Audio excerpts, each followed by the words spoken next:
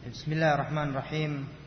الحمد لله حمدا كثيرا طيبا مباركا فيه كما يحب ربنا ويرضاه، وأشهد أن لا إله إلا الله وحده لا شريك له، وأشهد أن محمدا عبده ورسوله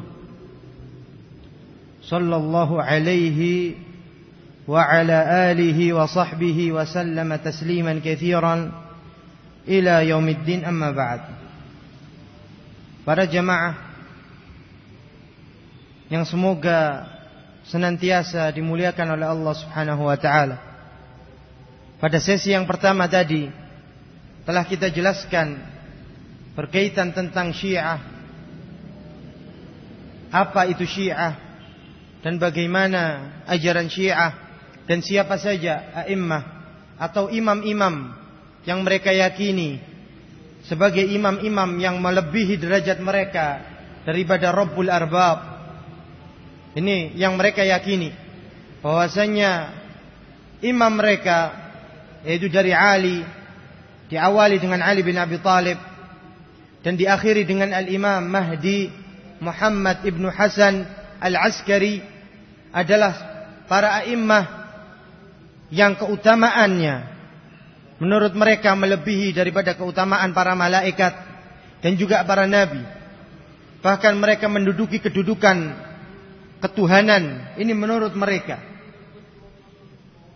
Dan yang terakhir yang telah kita ambil pada sesi yang pertama berkaitan tentang taqiyah, bahwasanya dikatakan Al-Imam As-Sadiq, ini menurut keyakinan mereka la'natullah alaihim, bahwasanya As-Sadiq menyatakan orang yang meninggalkan taqiyah sebagaimana halnya orang yang meninggalkan salat. Niscaya saya benarkan. Ini pembenaran daripada As-Sadiq, sebagaimana dijelaskan di dalam kitab Sarair dan juga kitab Jami'il Akhbar dan Biharul Anwar. Ini adalah kitab-kitab terbesar dari kitab-kitab ulama Syiah. Bahkan mereka menisbatkan taqiyah itu sendiri kepada Nabi kita Muhammad sallallahu alaihi wasallam, sebagaimana dijelaskan di dalam kitab mereka yang berjudul Biharul Anwar, bahwasanya Nabi di sini menyatakan barang siapa yang meninggalkan taqiyah maka dia seperti meninggalkan salat. Dan pada hakikatnya hadis ini adalah hadis palsu yang datangnya dari ulama-ulama mereka, dari kalangan orang-orang Syiah la'natullah alaihim. Bahkan mereka menjadikan taqiyah itu sendiri sebagaimana mereka mentauhidkan Allah, yaitu barang siapa yang meninggalkan taqiyah maka dia tidak akan diampuni dosanya, sebagaimana dijelaskan di dalam tafsir Hasan Al-Askari, bahwasanya di situ dijelaskan semua dosa diampuni kecuali dua dosa. Yang pertama meninggalkan taqiyah, yaitu menyembunyikan ajaran mereka. Yang kedua adalah menyia-nyiakan hak-hak saudaranya. Ini adalah dua perkara yang penting menurut orang-orang Syiah. Dan banyak lagi perkataan ulama Syiah di dalam kitab-kitab mereka tentang permasalahan taqiyah. Dan sebab yang paling utama sehingga mereka hulu berlebih-lebihan di dalam permasalahan taqiyah itu sendiri, sebagaimana dijelaskan oleh mereka, bahwasanya Syiah meyakini batilnya kekhalifahan Abu Bakar, Umar dan Utsman. Sedang di antara mereka ada yang membaiat Abu Bakar, Umar, Utsman, sebagaimana Ali bin Abi Thalib, bahwasanya Ali bin Abi Thalib membaiat Abu Bakar, membaiat Utsman, membaiat Umar. Oleh karena itu mereka menggembor-gemborkan ajaran mereka, yaitu ajaran taqiyah, dengan menyelewengkan firman Allah Subhanahu wa taala, an tattaqu minhu tuqa, menyelewengkan ayat Allah Subhanahu wa taala, bahwasanya ayat ini diturunkan untuk taqiyah, padahal pada hakikatnya ayat tersebut diturunkan untuk taqiyah kepada orang-orang kafir, yang dimana setelah Islam diberikan kemenangan, bahwasanya dihapus hukum taqiyah itu tadi. Ini adalah ajaran mereka orang-orang Syiah. Dan masih banyak lagi sebab yang dijelaskan dan yang paling utama yang telah kita sebutkan tadi. Dan di antara kesesatan mereka, ayyuhal ikhwah, a'azzakumullah, bahwasanya mereka menyelisih ijma' umat ini di dalam permasalahan mut'ah, yaitu mut'atuz zaujah, yaitu menikahi seorang wanita dalam jangka waktu yang singkat, sekedar untuk bertamattu' saja, untuk menikmati wanita tersebut dengan waktu-waktu tertentu, seminggu, 2 hari, 3 hari. Pada hakikatnya ini adalah zina yang mereka inginkan. Ini adalah ajaran zina yang mereka inginkan, yaitu dengan berhubungan badan dengan seorang wanita pada waktu-waktu tertentu saja, dengan pernikahan yang sah menurut mereka. Ini adalah pernikahan yang sah menurut mereka, akan tetapi pada hakikatnya itu adalah suatu perbuatan zina untuk memuaskan hawa nafsu mereka. Dan ini pada hakikatnya adalah penghalalan apa yang diharamkan oleh Allah Subhanahu wa ta'ala. Dan keyakinan Syiah berkaitan tentang mut'ah itu sendiri, sebagaimana dilakukan dan dijelaskan oleh Al-Humaini di dalam kitabnya Tahrirul Wasilah, bahwasanya Al-Humaini menyatakan yajuzu at-tamattu' biz-zaniyah ala karahiyah, khususan law kanat min al-awahir wal mashhurat biz-zina. Bahwasanya Al-Humaini pernah menyatakan di dalam Tahrirul Wasilah, diperbolehkan bagi seorang untuk menikmati wanita pezina dalam keadaan dia mukroh, dalam keadaan dia enggak senang, tapi boleh bagi dia untuk melakukannya. Khususnya jika wanita tersebut adalah seorang pezina dan terkenal dengan zinanya, maka diperbolehkan. Sebagaimana dijelaskan di dalam Tahrirul Wasilah pada jilid yang kedua, dijelaskan demikian. Dan mereka orang-orang Syiah berdalil dengan hadis yang dibuat oleh mereka itu sendiri, yaitu hadis yang dijelaskan di dalam kitab Khulasatul Ijaz di halaman ke-47. Di dalam kitab ini dijelaskan bahwasanya Rasul menyatakan, pada hakikatnya ini adalah hadis palsu yang tidak ada asalnya. Mereka menyatakan la ba'sa bi tazwijil bikr idza radiyat min ghairi idzni abiha.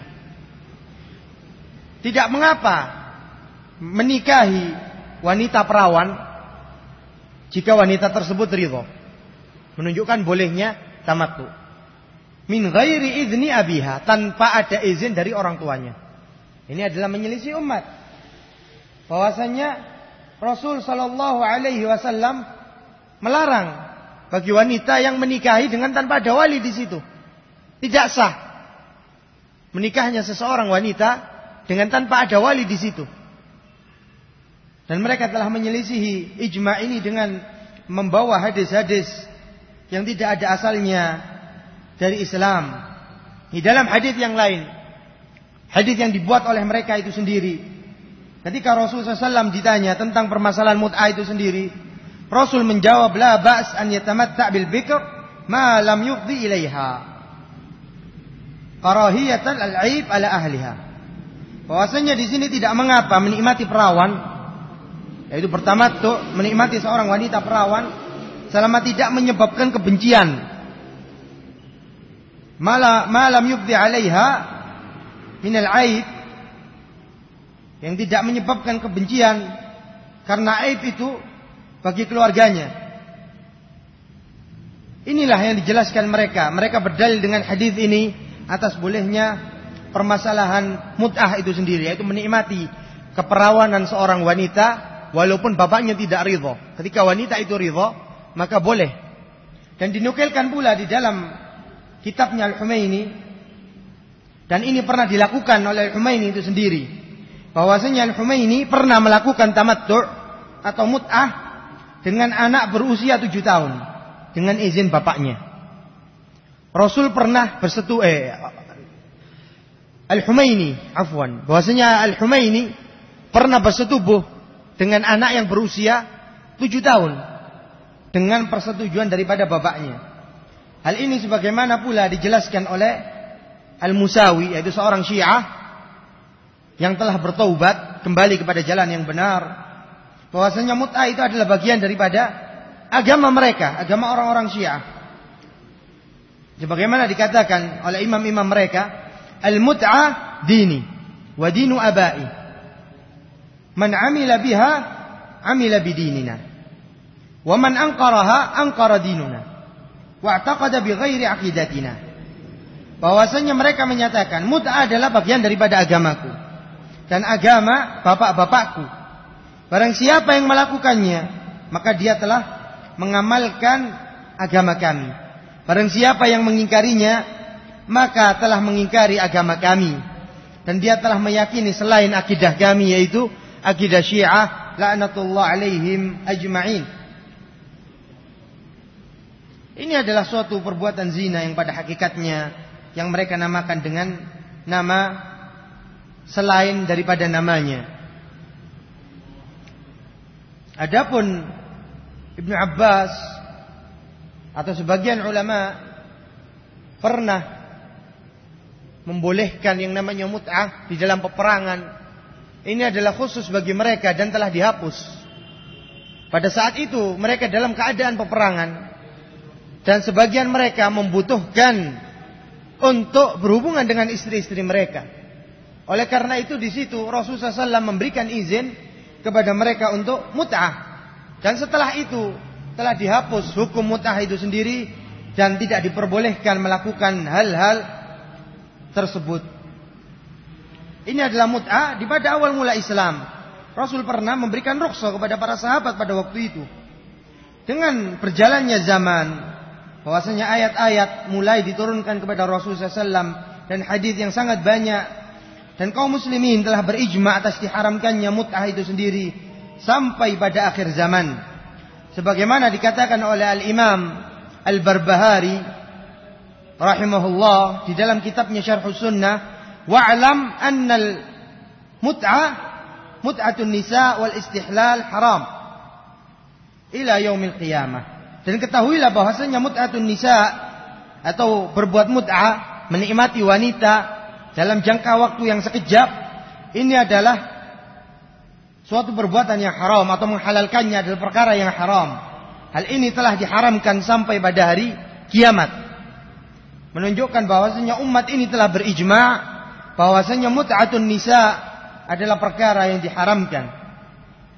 Adapun yang dikatakan Ibnu Umar dan Urwah dan yang lain sebagainya dari kalangan para sahabat Nabi kita Muhammad sallallahu alaihi wasallam, bahwasanya mut'ah ini adalah yang dimaksud dari perkataan sahabat yang diperbolehkan adalah mut'atul hajj, yaitu mut'ah atau tamattu di dalam melaksanakan ibadah haji.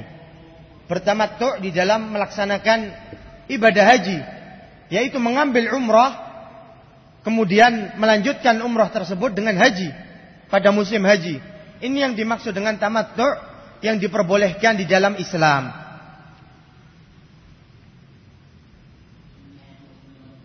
Ayyuhal ikhwa azzakumullah, sebagaimana telah kita jelaskan tadi, bahwasanya kaum muslimin telah berijma' bahwasanya mut'ah itu telah diharamkan di dalam syariat Islam.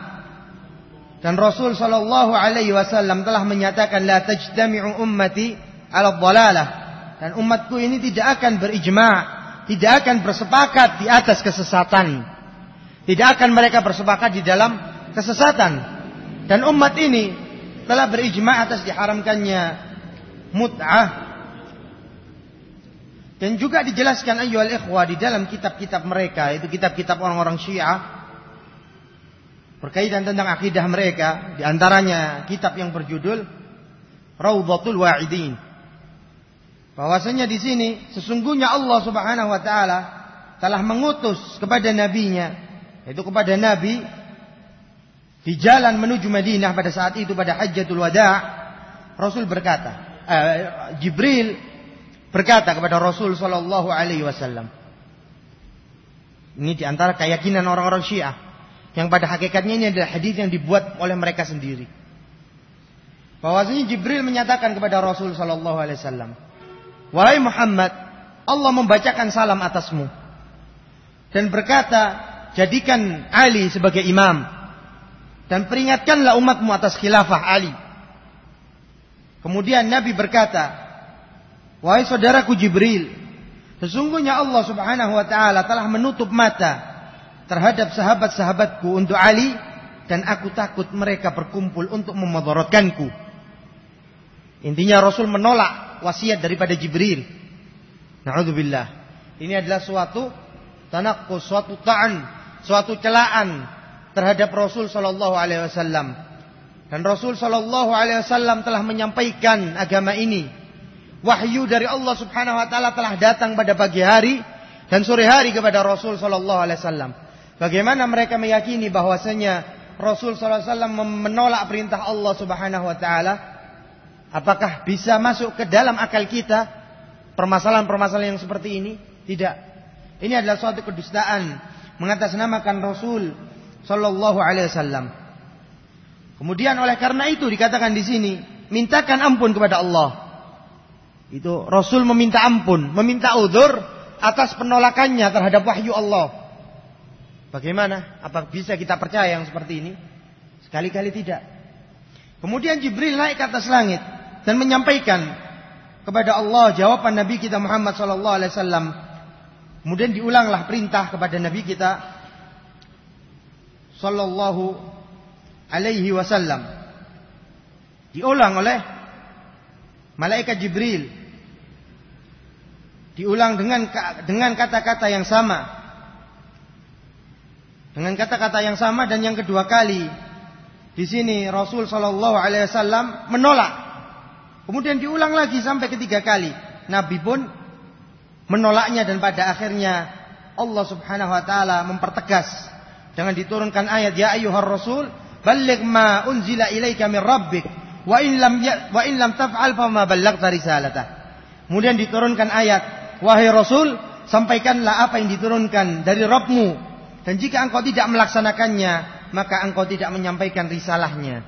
Ini adalah kedustaan mengatasnamakan ayat yang mulia ini. Mereka menjelaskan bahwasanya ayat ini diturunkan dalam kejadian ini, yaitu penolakan Rasul terhadap risalah daripada Jibril. Kemudian Rasul mengumpulkan para sahabat pada saat itu dan menyatakan, wahai manusia, sesungguhnya Ali adalah Amirul Mukminin dan Khalifah Rabbul Alamin, dan tidak ada yang menjadi khalifah setelahku kecuali Ali. Ini yang diucapkan Rasul sallallahu alaihi wasallam. Bisa kita lihat kedustaan mereka, orang-orang Syiah, dan juga kepada hadis-hadis yang dibuat, yang dibangun di atas kedustaan dan penipuan terhadap manusia, terhadap umat ini. Ini adalah pendusta terbesar di muka bumi ini, yaitu mereka orang-orang Syiah Rafidhah. Barang siapa yang mempercayai hadis yang telah kita baca tadi, maka dia telah binasa, ayyuhal ikhwah, azzakumullah. Karena terdapat di dalam hadis ini celaan, terdapat ejekan, terdapat di sini penolakan terhadap syariat Allah Subhanahu wa taala. Sampai-sampai Ali atau Rasul sallallahu alaihi wasallam, malaikat Jibril menyampaikan berulang-ulang perkataannya tadi, akan tetapi apa? Di sini Rasul sallallahu alaihi wasallam telah menolaknya. Ini adalah suatu kedustaan mengatasnamakan Rasul sallallahu alaihi wasallam. Dan ayat tersebut yang telah kita baca tadi, sebab diturunkannya ayat tersebut bukan sebagaimana kedustaan yang dinyatakan oleh orang-orang Syiah dan kebohongan Syiah terhadap Nabi kita Muhammad sallallahu alaihi wasallam. Dan jika menurut mereka hadis yang telah mereka adakan itu benar adanya, Ali bin Abi Thalib lebih faham daripada Syiah dengan apa yang Allah jelaskan. Kenapa Ali bin Abi Thalib tidak membantah? Di sini terlihat kedustaan orang-orang Syiah. Dan juga sebab ayat yang telah kita bacakan tadi, ketika Rasul sallallahu alaihi wasallam pada suatu hari merasa tidak aman atas gangguan kaum musyrikin, sebagaimana dijelaskan oleh ahli tafsir, bahwasanya Rasul sallallahu alaihi wasallam mengharap ada salah seorang dari para sahabatnya untuk menjaganya. Kemudian di situ diturunkan ayat tersebut. Datang beberapa para sahabat kepada Rasul sallallahu alaihi wasallam. Di situ menyatakan, "Ya am, innallaha qad asamani minal jinn wal ins." Dikatakan di situ, "Wahai pamanku," itu Ali menyatakan kepada Rasul sallallahu alaihi wasallam, "Aku telah menjaga, Allah Subhanahu wa taala telah menjagaku dari jin dan manusia." Itu Rasul sallallahu alaihi wasallam dijelaskan di sini di dalam riwayat Ibnu Abbas bahwasanya Abu Talib mengirim beberapa orang. Itu Rasul berkata kepada Abu Talib, "Ya am, laqad asamani Allah minal jin wal ins." Dan Allah Subhanahu wa taala telah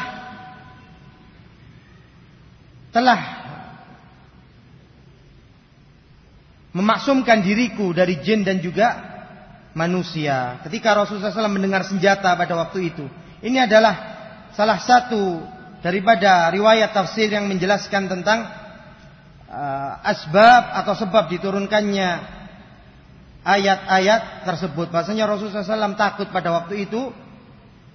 Kemudian Rasul SAW terbangun dan mengharap ada seseorang yang menjaganya. Kemudian datanglah sahabat-sahabat Rasul SAW kepada Rasulullah SAW ketika Rasul menyatakan kepada Aisyah, seandainya ada orang yang saleh yang menjaga diri Rasul SAW pada malam ini. Kemudian Rasul mendengar, begitu juga Aisyah radhiyallahu anha mendengar suara senjata. Kemudian berkata Rasulullah SAW, "Man hadza?" Siapa ini? Mereka menjawab, "Sa'ad dan juga Hudzaifah." Yang datang adalah Sa'ad dan juga Hudzaifah. "Kami datang untuk menjagamu ya Rasulullah." Kemudian tidurlah Rasulullah SAW sampai pada saat itu terdengar dengkuran daripada Rasul sallallahu alaihi wasallam. Ini adalah riwayat-riwayat yang menjelaskan tentang sebab diturunkannya ayat tersebut dan tidak sebagaimana kedustaan yang dilakukan oleh mereka orang-orang Syiah laknatullah alaihim ajma'in.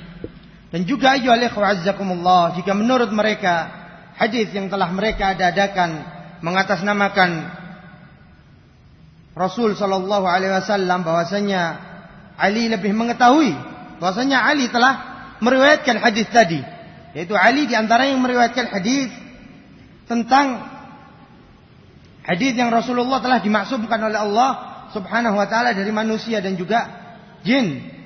Di sini terdapat dalil kedustaan mereka berkaitan tentang hadis-hadis Rasul sallallahu alaihi wasallam. Yang kedua, ayyuhal ikhwah azzakumullah, mereka orang-orang Syiah mengingkari kekhilafaan para khulafaur rasyidin yang lain dengan imam-imam tertinggi dengan mereka, yaitu Ali bin Abi Thalib. Mereka meyakini kekhilafan Ali bin Abi Thalib beserta para ahlul bait dan juga anak keturunan daripada Ali bin Abi Thalib. Dengan Ali bin Abi Thalib telah membaiat para sahabat-sahabat yang lain, yaitu Abu Bakar, Umar dan Utsman. Ali bin Abi Thalib beserta para keluarganya telah membaiat para sahabat-sahabat tadi. Apakah mereka juga penakut? Tidak. Di sini terbukti kedustaan dan kebencian Syiah terhadap orang-orang yang terbaik, sebagaimana Allah jelaskan, "Kuntum khaira ummatin ukhrijat linnas." Kalian adalah sebaik-baik umat yang dikeluarkan untuk manusia. Di sini kebaikan mereka sebagaimana yang dimaksud Syiah, jikalau orang-orang terbaik dikhianati dan dibenci. Ini menurut mereka. Jikalau orang-orang terbaik dikhianati dan dibenci, terbukti ya ayyuhal ikhwah di sini kehasatan mereka kepada para sahabat Rasul sallallahu alaihi wasallam radhiyallahu anhum ajma'in. Bahwasanya Syiah menyatakan bahwasanya Utsman bin Affan telah mengurangi beberapa ayat di dalam Al-Quran. Ini karena sebab hasadnya mereka terhadap Utsman. Tentunya pengurangan Al-Quran adalah perbuatan kufur, dan Ali bin Abi Thalib juga termasuk di dalamnya, karena para sahabat ridha dengan Al-Quran yang ada, yang kita baca sekarang ini. Di antaranya adalah Ali radhiyallahu anhu yang termasuk imam terbesar daripada imam orang-orang Syiah. Akan tetapi mereka tidak menyatakan Ali ini adalah kafir. Akan tetapi Ali telah melakukan taqiyah, menyembunyikan agama mereka. Di sini terbukti lagi kedustaan mereka orang-orang Syiah. Kebohongan mereka telah terbukti. Sebagaimana di dalam penjelasan yang telah kita jelaskan tadi sebagai bantahan secara global, bahwasanya kita jelaskan bahwasanya Allah sendiri yang telah membantah mereka di dalam firman-Nya, "Inna nahnu nazzalna dzikra wa inna lahu lahafizun." Sesungguhnya kamilah yang menurunkan Al-Qur'an dan kamilah yang akan menjaganya. Ini adalah bentuk penjagaan Allah Subhanahu wa taala terhadap Al-Qur'an. Bagaimana mereka menuduh bahwasanya Utsman telah menambah-nambahi Al-Qur'an dengan Al-Qur'an yang ada, dan Ali radhiyallahu anhu juga ridha atas Al-Quran yang telah kita baca pada zaman sekarang ini. Adapun berkaitan tentang Ummul Mukminin Aisyah radhiyallahu anha, bahwasanya mereka mencela dan menyatakan bahwasanya Aisyah adalah seorang pezina. Dan ketika Aisyah dituduh berzina, dan Allah Subhanahu wa taala sendiri yang telah membela Aisyah di zaman sahabat, sebagaimana dijelaskan di dalam ayat Al-Ifk, ayat yang sangat panjang. Begitu juga hadithul Ifk, yaitu hadis yang panjang menjelaskan tentang pembelaan Allah Subhanahu wa taala terhadap Aisyah ketika Aisyah dituduh berzina pada zaman Rasul sallallahu alaihi wasallam. Dan jika mereka telah mencela Aisyah sebagai pezina, berarti mereka telah mendustakan Al-Qur'an. Dan barang siapa yang mendustakan Al-Qur'an, maka dia telah keluar dari Islam. Faman baddala dinahu faqtuluh. Barang siapa yang merubah agamanya, maka perangilah, katanya Rasul sallallahu alaihi wasallam. Yang kedua di sini ayyuhal ikhwah, berkaitan tentang Ummul Mukminin Aisyah radhiyallahu anha, bahwasanya Rasul sallallahu alaihi wasallam sampai pada akhir hayatnya tetap menjadi istri daripada Nabi kita Muhammad sallallahu alaihi wasallam. Apakah mungkin di sini Nabi kita hidup dengan wanita pezina? Ini adalah suatu hal yang muhal, suatu hal yang tidak masuk akal. Sampai-sampai pada akhir hayatnya Rasulullah SAW meninggal di pelukan daripada Aisyah radhiyallahu anha. Dan juga dijelaskan di dalam kitab-kitab mereka, itu kitab-kitab orang-orang Syiah, berkaitan tentang imamiyah.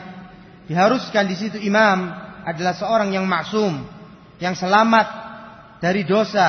Walaupun Syiah itu sendiri masih berbeda pendapat, bahwasanya Ismailiyah dan juga Imamiyah, itu Ismailiyah adalah salah satu golongan daripada orang-orang Syiah, bahwasanya menyatakan bahwasanya wajib maksum dan yang lain tidak.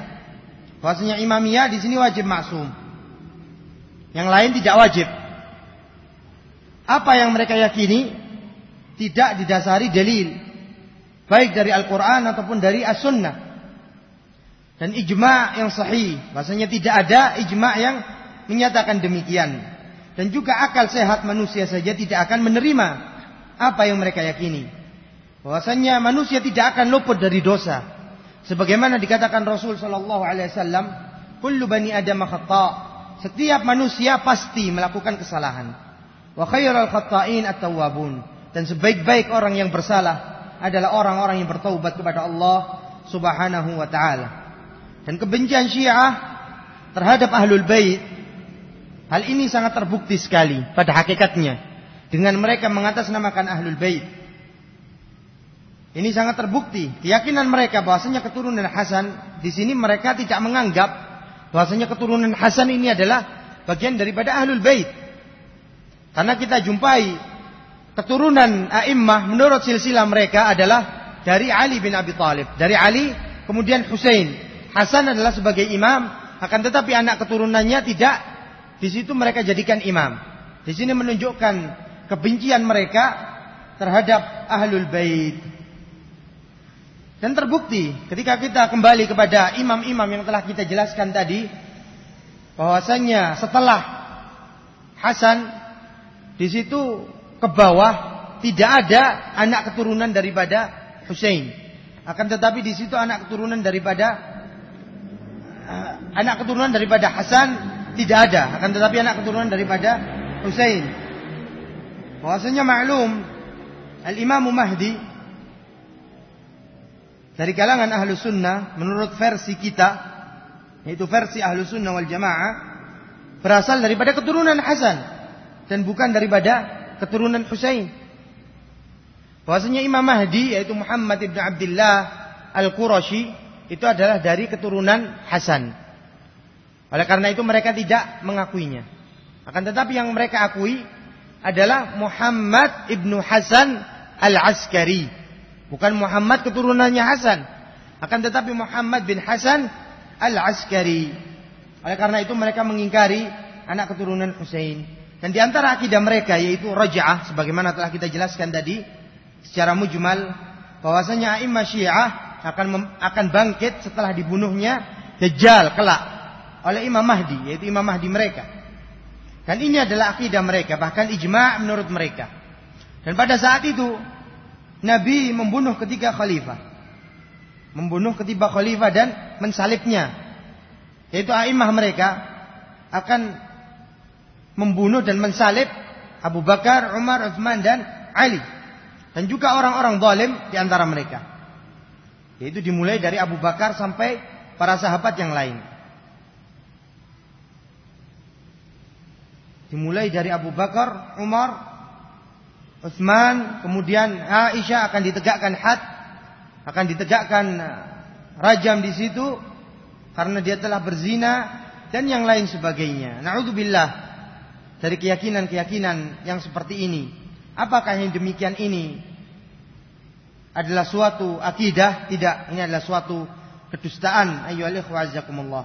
Keyakinan bodoh semacam ini, keyakinan mereka bertentangan dengan ayat-ayat Al-Quran dan juga hadis-hadis Rasul sallallahu alaihi wasallam, dan berbicara sebagaimana yang mereka yakini. Di antara keyakinan mereka adalah bahwasanya imam-imam mereka bisa berbicara dengan keledai. Berbicara dengan keledai semacam Syiah. Ini adalah perkara yang tidak ada manfaatnya sama sekali, bahkan mendatangkan kerusakan. Nasallallahu as-salamah. Dan di antara ayyuhal ikhwah azzakumullah, di antara rad daripada ahlul ilm terhadap orang-orang Syiah, bahwasanya di antara keyakinan mereka mempunyai azan yang tidak sebagaimana azan kaum muslimin. Ada di antara azan mereka itu tambahan-tambahan. Dari keyakinan orang-orang Syiah, di situ terdapat tambahan-tambahan di dalam lafaz azan mereka. Dengan tambahan Ali waliullah. Dikatakan Ali adalah wali Allah Subhanahu wa ta'ala. Dan ini adalah tidak ada contohnya daripada Al-Quran dan juga As-Sunnah dan ijma' kaum muslimin. Walaupun qiyas sama sekali. Bahkan mazhab mereka tidak pernah menjelaskan akan tambahan azan itu sendiri pada hakikatnya. Di dalam mazhab mereka, mazhab orang-orang Syiah, mereka tidak menjelaskan tambahan azan itu sendiri, akan tetapi berjalan seperti itu. Berjalan seperti itu. Di sini terdapat bantahan terhadap mereka tentang permasalahan ini. Dan di antara kesesatan mereka, yaitu kesesatan orang-orang Syiah, bahwasanya mereka telah menjama' antara dua salat, yaitu dengan tanpa udzur. Dengan tanpa udzur, yaitu zuhur dan asar, maghrib dan isya, selama-lamanya. Ini adalah yang dilakukan oleh mereka orang-orang Syiah. Bahwasanya salat mereka adalah menjama' antara salat zuhur dan asar, maghrib dan isya, tidak dengan salat fajr. Jadi mereka salat 3 kali dalam satu hari. Dan ini adalah selama-lamanya. Adapun dijelaskan sebagai bantahan daripada apa yang mereka yakini, bahwasanya di sini dikatakan di dalam Sunan Tirmidzi, bahwasanya Rasul menyatakan man jama'a baina salatain bighairi udhrin faqad ata baban minal kaba'ir. Barang siapa yang menjama' antara dua salat tanpa ada udzur, maka dia telah mendatangi pintu dosa-dosa besar. Dia telah mendatangi pintu daripada dosa-dosa besar. Ini adalah bantahan terhadap mereka. Adapun riwayat Ibnu Abbas yang menyatakan bahwasanya Nabi menjamak salatnya tanpa udzur, dijelaskan ulama ada sebab di situ selain udzur-udzur syar'i, yaitu sakit, hujan dan safar dan semisalnya. Di situ ada pekerjaan yang penting misalnya. Di situ ada sebab. Bukan sekedar di situ tidak ada udzur sama sekali. Akan tetapi di situ dilakukan kadang-kadang dan tidak terus-menerus dengan ada pekerjaan yang penting pada saat itu. Ini yang dimaksud, yang dijelaskan oleh ahlul ilm. Tidak setiap saat sebagaimana yang dilakukan oleh mereka orang-orang Syiah la'natullah alaihim ajma'in. Hal ini telah menyelisih jumhur ahlul ilm dan jumhur ulama dan ijma' umat ini berkaitan tentang salat ini. Selain mereka juga ayyuhal ikhwah azzakumullah, mereka menjamak salatnya, mereka juga menghalalkan nikah mut'ah sebagaimana telah kita jelaskan tadi. Dan bantahan di sini berkaitan tentang nikah mut'ah panjang lebar telah kita baca tadi, telah kita jelaskan bahwasanya tidak ada nikah illa biwali sebagaimana dikatakan oleh Rasul sallallahu alaihi wasallam, bahwasanya tidak boleh bagi kita untuk menikahi kecuali dengan wali. Bagi wanita tidak dihalalkan pernikahan bagi wanita kecuali dengan adanya wali di situ. Kemudian di antara pemahaman mereka orang-orang Syiah yang jelas-jelas menyelisih ijma', yaitu mereka menjamak antara anak dan bibi di dalam pernikahan. Na'udzubillah. Boleh bagi mereka untuk menikahi anak kemudian dengan bibiknya. Ini adalah suatu kesesatan yang mereka miliki. Hal ini telah terbantahkan dengan hadis yang diriwayatkan oleh Ali bin Abi Thalib radhiyallahu an, bahwasanya Ali menyatakan bahwasanya di sini Rasulullah SAW menyatakan la tunkihul mar'a ala ammatiha wala al-amma ala bint akhiha wala al-mar'ah ala khalatiha wala al-khalah ala binti akhiha wala tankihu sughra ala al-kubra wala al-kubra ala sughra. Maksudnya di sini Rasul menyatakan janganlah kalian menikahi wanita-wanita atas bibiknya. Yaitu ketika kita menikahi wanita kemudian kita menikahi bibiknya, saudara bapaknya. Dan juga jangan pula menikahi bibik atas anaknya. Dan juga jangan menikahi wanita atas bibinya, itu saudara ibunya. Dan bibi atas anaknya dan sebaliknya. Dan jangan menikahi adik atas kakaknya dan kakak atas adiknya. Di dalam hadis ini, yaitu hadis diriwayatkan oleh Al-Bazzar, dan hadis yang semisal ini diriwayatkan oleh Ibnu Abbas radhiyallahu an, dan semua hadis ini diriwayatkan oleh Ahlul Bait. Telah diriwayatkan oleh Ahlul Bait, yang dimana satu pertanyaan yang besar, kenapa Syiah mendustakan hadis-hadis yang semisal ini? Karena di sini menyelisih dengan apa yang mereka yakini. Di sini juga terlihat ayyuhal ikhwah bahwasanya akidah mereka orang-orang Syiah yaitu mengambil apa yang diharamkan oleh Allah dan Rasulnya dan mengharamkan apa yang dihalalkan, yaitu menikahi bibik dengan anaknya, menggabung antara bibik dan anaknya, dan juga anak dengan bibiknya. Dan di antara bukti-bukti pula berkaitan tentang kebusukan mereka orang-orang Syiah, dengan mereka mengambil apa yang diharamkan oleh Allah, yaitu mereka menggauli istri mereka dari belakang, dari dubur-dubur mereka. Dan hal ini telah jelas-jelas bertentangan dengan syariat Islam, dan pelakunya dilaknat oleh Allah Subhanahu wa taala. Bahwasanya persamaan Syiah di sini kita samakan Syiah dengan orang-orang Nasrani. Syiah ini kita samakan dengan orang-orang Nasrani karena Syiah telah menyembah Ali. Begitu juga orang-orang Nasrani menyembah siapa tadi? Ali bin Abi Thalib. Mereka menuhankan Ali bin Abi Thalib.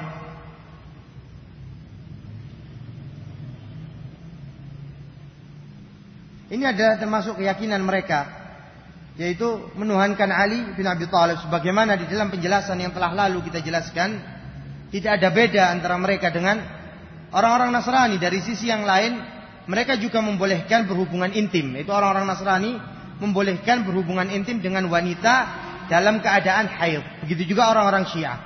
Orang-orang Syiah membolehkan nikah dalam keadaan wanita itu atau menggauli istri-istrinya dalam keadaan haid, sebagaimana orang-orang Nasrani.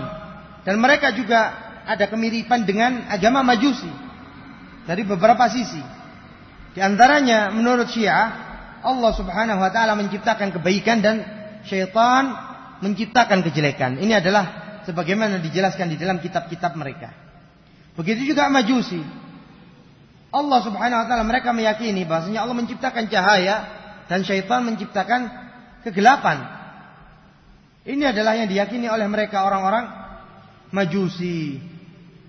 Di sisi yang lain, Majusi juga menikahi mahram mereka, seperti saudara dengan bibi dan yang semisalnya. Menikahi saudaranya sendiri, orang-orang Majusi.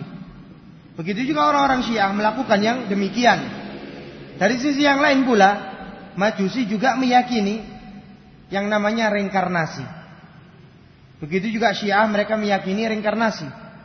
Meyakini reinkarnasi sebagaimana kita jumpai di dalam kitab-kitab mereka, di dalam kitab-kitab orang-orang Syiah. Adapun persamaan orang-orang Syiah dengan orang-orang Yahudi, yaitu persamaan antara Syiah dengan mereka, pada hakikatnya Syiah adalah ajaran yang datangnya dari seseorang Yahudi yang berasal dari Yaman, yang bernama Abdullah bin Saba. Walaupun datang dengan model yang berbeda dari agama mereka, itu agama orang-orang Yahudi, akan tetapi paling tidaknya di situ terdapat kesamaan, bahwasanya orang-orang Yahudi memfitnah Maryam adalah pezina. Orang-orang Yahudi memfitnah Maryam adalah pezina. Begitu juga orang-orang Syiah, mereka memfitnah Aisyah radhiyallahu anha sebagai seorang wanita yang berzina, seorang wanita yang berzina.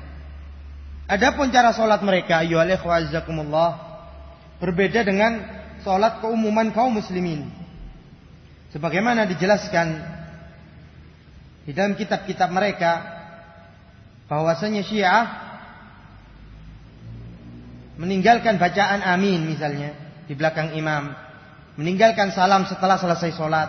Ini adalah ajaran daripada sholat-sholat mereka. Dan masih banyak lagi kesesatan Syiah yang masih belum terungkap, yang dimana ketika kita ingin menjelaskan tentang kesesatan mereka, yaitu kesesatan orang-orang Syiah, maka tidak akan cukup 1 hari 2 hari, karena banyak sekali kesesatan-kesesatan mereka yang menyimpang dari jalan yang benar. Di sini fatwa daripada kalangan para ulama, di antaranya dari Syekh Muhammad bin Ibrahim al-Syekh, yaitu mufti mamlakah yang terdahulu, yang menyatakan tentang sesatnya Syiah dan kafirnya orang-orang Syiah. Begitu juga Lajnatud Daimah, yaitu Dewan Fatwa Saudi Arabia, telah memfatwakan atas kesesatan Syiah, yang dimana Dewan Fatwa ini telah diketuai oleh Syekh Abdul Aziz bin Baz pada saat itu. Begitu juga Fadilatul Syekh Muhammad bin Saleh Al-Utsaimin telah menjelaskan tentang kesesatan Syiah. Begitu juga Al-Allamah Al-Fauzan, yaitu salah satu anggota daripada Lajnah Daimah dan Hay'ah Kibar Ulama, yang sekarang sebagaimana dijelaskan di dalam Muntaqa Al-Fauzan tentang kesesatan Syiah. Begitu juga Syekh Abdul Razzaq Afifi, yaitu seorang ulama yang berasal dari Mesir, telah memfatwakan tentang fatwa orang-orang Syiah. Dan pada pertemuan yang tadi, yaitu pada awal sesi pertama, telah kita jelaskan bahwasanya Syiah itu bergolong-golong, terbagi menjadi golongan-golongan yang sangat banyak. Di antara mereka yang telah kita jelaskan tadi adalah Syiah Imamiyah Itsna Asyariyah, dan di antaranya adalah Syiah Nasiriyah. Syiah Nasiriyah itu golongan yang mempunyai keyakinan batiniyah, ilmu-ilmu batin, yang mereka mempunyai keyakinan batin yang muncul pada abad yang ketiga Hijriyah. Yaitu golongan ini muncul pada abad ketiga setelah Hijriyah, di mana mereka meyakini bahwasanya Allah Subhanahu wa taala muncul di abad ketiga, yang di mana mereka meyakini bahwasanya Allah Subhanahu wa taala berada di dalam jasad Ali bin Abi Thalib. Ini adalah suatu kekufuran yang nyata. Ini adalah satu kekufuran yang nyata, dan pada hakikatnya mereka lebih kufur daripada Imamiyah dan juga Ar-Rafidhah. Golongan ini dinisbatkan kepada seseorang yang bernama Muhammad bin Nasir An-Namiri, yang dimana anehnya orang-orang Syiah Nasiriyah, mereka mencintai seorang Khawarij yang membunuh Ali bin Abi Thalib. Ini adalah suatu keanehan, yaitu Abdurrahman ibn Muljam yang membunuh Khalifah Ali bin Abi Thalib, dengan mereka mengagungkan Ali, bahkan menjadikan Ali sebagai Rabb atau sebagai Tuhan. Adapun taqiyah menurut mereka di sini melebihi taqiyahnya Imamiyah dan juga Rafidhah. Dan agama mereka dibangun di atas taqiyah, penyembunyian akidah mereka.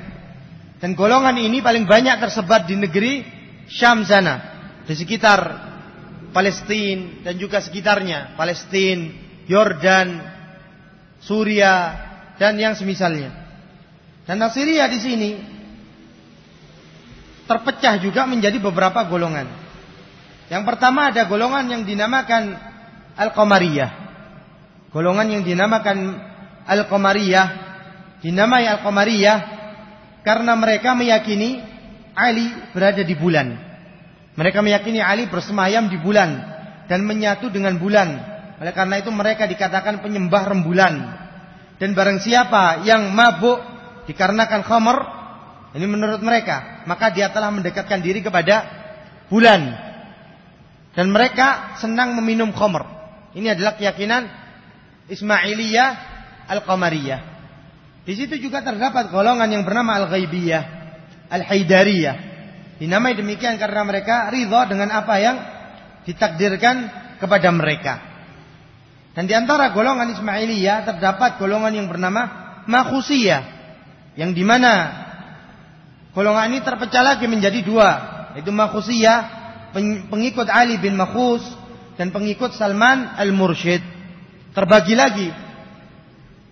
Di antara golongan daripada Al-Ismailiyah tadi adalah An-Niyasifah, yaitu dinisbahkan kepada seorang yang bernama Nasir Al-Hasuri, yang berasal dari daerah Nisaf, berasal dari kata Nisaf, An-Niyasifah, yang yaitu satu daerah yang berada di negeri Lebanon sana, negeri Libanon sana. Di antaranya juga Syiah Duratiyah dan juga Al-Binawiyah. Ini adalah golongan-golongan Ismailiyah. Mereka menjadikan syarat, yaitu syarat yang batil bagi siapa yang ingin mempelajari golongan-golongan ini. Yang pertama, tidak lebih dari 19 tahun dari usianya. Yang kedua, harus melewati beberapa marhalah, yaitu pertama marhalah al-jahal, yaitu masa-masa kebodohan. Mereka harus melakukan kejelekan seperti minum khamr. Masalah pertama ketika mencapai usia 19 tahun, dia harus minum khamr, dia harus zina, dia harus membunuh, semua kejelekan harus dia lakukan. Ini marhalah al-jahal.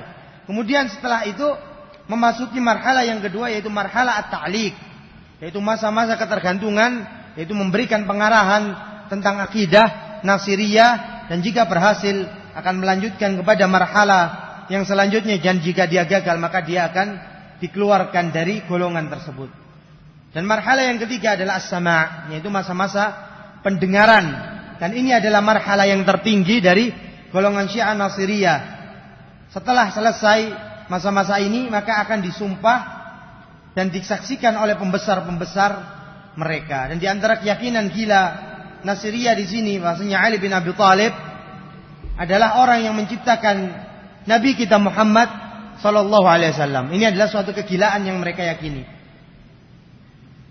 Yang menciptakan Salman Al-Farisi, dan Salman yang menciptakan anak-anak yatim, yaitu Abu Dzar Al-Ghifari. Bahwasanya Nabi kita yang menciptakan Salman. Bahwasanya yang menciptakan Nabi kita Muhammad adalah Ali. Dan Muhammad telah menciptakan Salman. Dan Salman telah sudah masuk waktu adzan apa belum? Sudah masuk? Adzan dulu.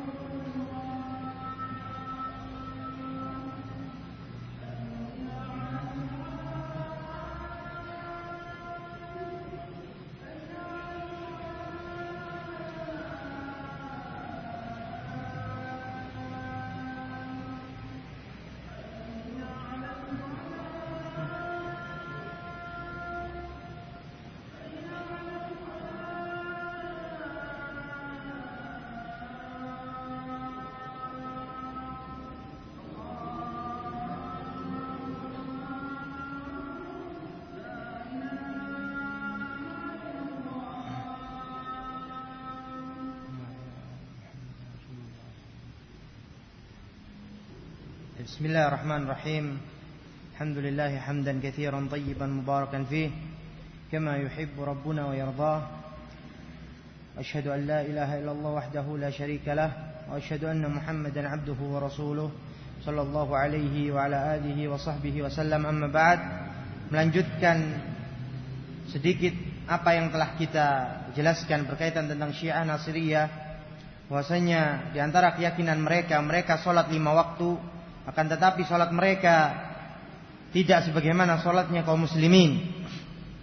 Bahwasanya mereka salat yaitu mempersembahkan salat mereka kepada para a'immah, mempersembahkan salat mereka kepada para a'immah, dan sujud mereka adalah salat dengan tanpa sujud. Itu salat mereka adalah salat dengan tanpa sujud, tidak sebagaimana salatnya kaum muslimin.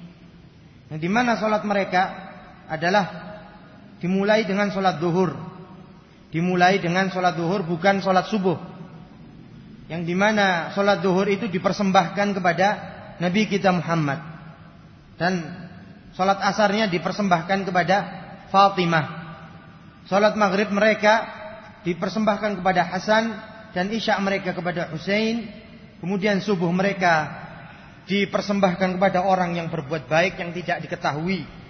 Tidak diketahui siapa orang yang berbuat baik tadi. Dan salat mereka tidak membutuhkan taharah, tidak perlu berwudu, tidak perlu berwudu. Ini adalah ajaran mereka. Dan di antara golongan Syiah adalah Syiah Duruz, yaitu golongan yang muncul dan meyakini bahwasannya Fatimah adalah seorang hakim, dan akidah mereka adalah batiniyah, dan dinisbatkan kepada Nashtaqin Ad-Darzi. Golongan ini banyak muncul di Mesir, kemudian ke negeri Syam, berpindah ke negeri Syam, dan akidah mereka tidak disebarkan kepada sembarang orang. Syiah Duruz di sini terbagi menjadi beberapa golongan juga. Di antaranya Ruhaniyah, itu golongan yang khusus para ulama dan orang-orang yang berilmu, dan ini terbagi menjadi 3. Di antaranya para pembesar, di antaranya adalah para uqal, orang yang berakal, di antaranya adalah ajwid, yaitu orang-orang yang berkualitas. Dan juga di antara golongan ini adalah Judmaniyin, yaitu mereka adalah orang-orang yang mengurusi urusan dunia. Golongan ini terbagi menjadi 2, yaitu umara yang mengurusi kenegaraan, dan juga juhal, yaitu pengikut secara umum Syiah Duruz. Dan Syiah Duruz ini mempunyai mushaf yang bernama Munfarid Bidzatih, yaitu mushaf Al-Munfarid Bidzatihi. Dan Syiah Duruz ini ayyuhal ikhwa juga meyakini bahwasanya surga adalah tauhid. Al-Khaliq meyakini bahwasanya surga adalah tauhidul Khaliq, yaitu yang dikuasai oleh Al-Hakim Al-Fatimi. Bahwasanya surga itu adalah bentuk tauhid, keyakinan mereka, yang dimana surga tersebut dikuasai oleh Al-Hakim Al-Fatimi, yaitu Al-Fatimah. Dan neraka adalah kejelekan. Neraka itu adalah kejelekan dan suatu kebodohan. Juga menurut mereka, menurut Syiah Duruz ini, malaikat adalah pengikut Syiah Duruz. Dan semua akidah Syiah Duruz dijelaskan di dalam kitab yang berjudul Risalah fi Ma'rifati Sirdiyada Ad-Duruz. Ini adalah kitab yang menjelaskan tentang Syiah Ad-Duruz. Dan golongan Syiah Ad-Duruz ini mempunyai hubungan yang erat dengan Zionis, yaitu Bani Israel sana, yang di negeri orang-orang Yahudi sana, beserta para tentara orang-orang Yahudi. Dan berkata Syekhul Islam berkaitan tentang Duruz ini, bahwasanya kekufuran mereka tidak berselisih kaum muslimin atas kekufurannya. Bahkan barang siapa yang ragu atas kekufuran Syiah Duruz, maka dia telah kafir seperti mereka, sebagaimana dikatakan Syekhul Islam Ibnu Taimiyah. Dan kebanyakan golongan ini berada di negeri Syam, seperti Lubnan, Suria, Palestina, dan yang semisalnya. Bahkan sebagian mereka mengambil warga negara Israel karena eratnya hubungan mereka. Dan di antara mereka adalah Syiah Zaidiyah. Syiah Zaidiyah, yaitu golongan Syiah yang paling dekat kepada ajaran Ahlus Sunnah wal Jamaah. Dan golongan ini adalah golongan sesat dan menyesatkan. Dan hal ini atau golongan Syiah Zaidiyah ini dinisbatkan kepada Zaid bin Ali Zainal Abidin, di mana golongan ini tidak sehulu, tidak berlebih-lebihan sebagaimana golongan Syiah yang lain. Akan tetapi Syiah Zaidiyah di sini meyakini dan mengimani kekhalifahan Abu Bakar dan Umar dan juga Utsman. Akan tetapi mereka tetap meyakini tentang keutamaan Ali di dalam Al-Khalifah. Akan tetapi mereka tidak mengkafirkan para sahabat yang lain. Dan Zaidiyah di sini terbagi menjadi beberapa golongan. Yang pertama Jarudiyah Zaidiyah. Jarudiyah di sini nisbat kepada Abi Jarud Ziyad bin Mundzir Al-Kufi. Yaitu ahlul hadis, para perawi hadis telah menjelaskan bahwasanya Abil Jarud adalah kadzab, adalah pendusta, para pembohong. Dan dikatakan Ar-Rafidhi bahwasanya Abil Jarud ini adalah dikatakan Ar-Rafidhi, yaitu para pengikut orang-orang Rafidhah. Sebagaimana dikatakan oleh Yahya bin Ma'in dan juga dikatakan oleh Ibnu Hajar dan yang semisalnya. Dan akidah Jarudiyah sama seperti orang-orang Syiah Rafidhah Itsna Asyariyah pada hakikatnya. Sebagaimana dikatakan ulama Jarudiyah bahwasanya Syiah Itsna Asyariyah lebih dekat kepada Syiah Al-Jarudiyah dan juga Syiah Ar-Rafidhah. Dan di antara golongan daripada Az-Zaidiyah di sini adalah Sulaimaniyah atau dikatakan Jaririyah, yang dimana golongan ini dinisbatkan kepada Sulaiman ibnu Jarir, kepada Sulaiman ibnu Jarir. Dan golongan ini meyakini kebenaran khilafah Abu Bakar dan Umar dan mengkafirkan Utsman ibnu Affan dan juga Aisyah dan Talha dan Zubair radhiyallahu anhum ajma'in. Adapun Abu Bakar dan Utsman mereka meyakini kekhalifaannya.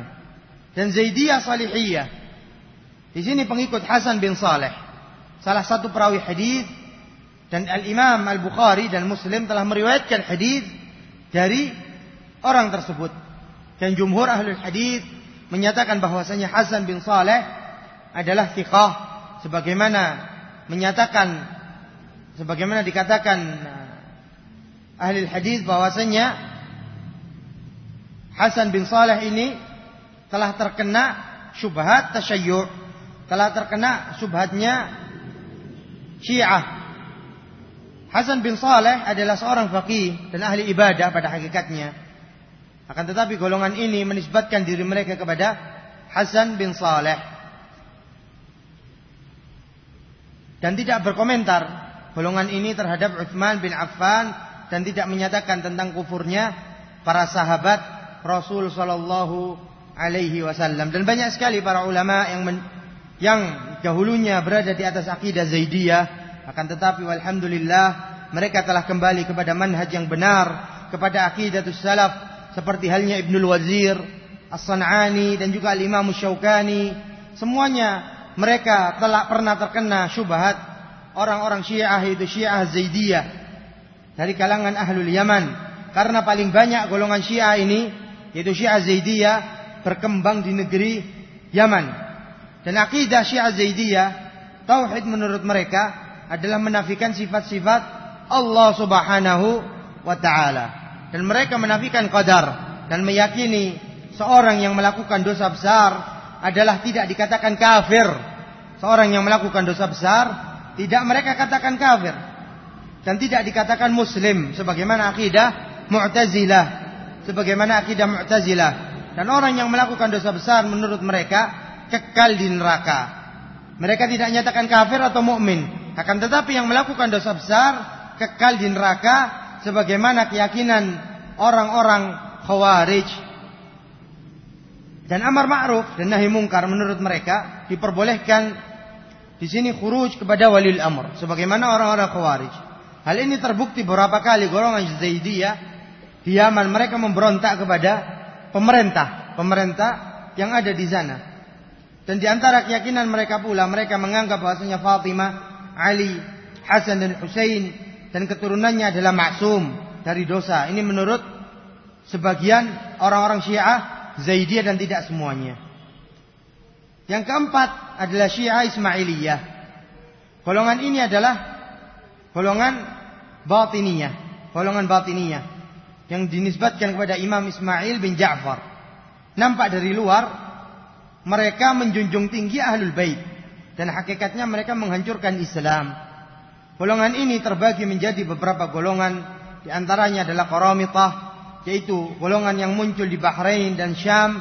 Yang nampak dari golongan ini yaitu mengumpulkan uang dari para pengikutnya dan juga mengumpulkan wanita-wanita pada satu malam dan saling berhubungan satu sama lain dengan tidak memandang siapa yang digauli. Na'udzubillah. Ini adalah suatu akidah-akidah yang batil.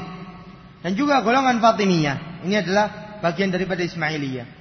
Golongan Fatimiyah ini adalah golongan yang muncul setelah meninggalnya imam mereka Ismail bin Ja'far pada tahun 1403 Hijriyah, atau pada tahun 143 Hijriyah. Dan golongan ini lari ke Afrika pada saat itu. Lari ke Afrika dan mendirikan Daulah Fatimiyah di negeri Afrika yang bertempat di Tunis dan menguasai beberapa daerah seperti Mesir, Hijaz dan Yaman, sampai sirna kekuasaan mereka di tangan mujahid yang bernama Salahuddin Al-Ayyubi rahimahullahu taala. Dan di antara golongan Ismailiyah adalah Hasyashin. Al-Hasyashin yaitu golongan yang bermudah-mudahan di dalam menghisap hasyish. Di dalam menghisap hasyish atau semacam rokok yang menyebabkan candu, yang banyak dijumpai di negeri-negeri Arab sana. Oleh karena itu mereka dijuluki Al-Hasyashin, atau sebagian mereka menjuluki mereka adalah dengan julukan Nazariyah. Dan di antara golongan Ismailiyah adalah Al-Buhra, yaitu golongan Syiah Ismailiyah yang meninggalkan politik. Dan golongan ini berada di India dan Yaman. Dan arti daripada Buhra dalam bahasa India adalah mahkota. Dan golongan ini terbagi menjadi dua golongan juga. Di antaranya adalah Daudiyah dan juga Sulaimaniyah. Dan di antara golongan Ismailiyah adalah Aghaniyah. Telah muncul golongan ini pada abad ke-9 setelah Hijriyah di negeri Iran sana. Dan akidah Ismailiyah secara umum adalah suatu kewajiban bagi mereka adanya imam yang maksum. Ini harus bagi mereka dari keturunan Muhammad bin Ismail. Dan mereka tidak melaksanakan sholat di masjid kaum muslimin pada umumnya. Yaitu mereka mempunyai masjid khusus untuk mereka melakukan sholat tersebut. Masjid khusus untuk melakukan sholat dan menampakkan zahir akidah mereka. Sebagaimana kaum muslimin, dan hakikatnya tidak demikian. Yaitu mereka menampakkan akidah kaum muslimin. Pada hakikatnya mereka membenci akidah kaum muslimin. Dan mereka juga melaksanakan haji ke Baitullahil Haram di Mekah sana untuk Imam Al-Ismaili maksum. Dan mereka meyakini bahwasanya alam semesta tidak diciptakan Allah. Tidak diciptakan Allah. Bahwasanya mereka melakukan haji ke Mekah Baitullahil Haram. Dan Imam Al-Ismaili yaitu Muhammad bin Ismail adalah maksum. Dan mereka meyakini bahwasanya alam semesta ini tidak diciptakan Allah Subhanahu wa taala secara langsung, akan tetapi melalui jalan pikiran akal, melalui para nabi dan para a'immah, para imam mereka. Dan mereka meyakini bahwasanya reinkarnasi itu, yaitu reinkarnasinya para a'immah itu ada. Bahwasanya Imam Ali mati reinkarnasi jadi Hasan, Husain dan yang semisalnya. Ini adalah keyakinan mereka orang-orang Syiah Ismailiyah, pengikut Muhammad bin Ismail. Dan Muhammad bin Ismail di sini tidak mati menurut mereka. Mereka berada di negeri Rum, yaitu Muhammad bin Ismail. Khusus bagi Ismailiyah Al-Buhra, mereka mendahulukan haji mereka 1 atau 2 hari sebelum kaum muslimin. Ini keyakinan Syiah Ismailiyah Al-Buhra.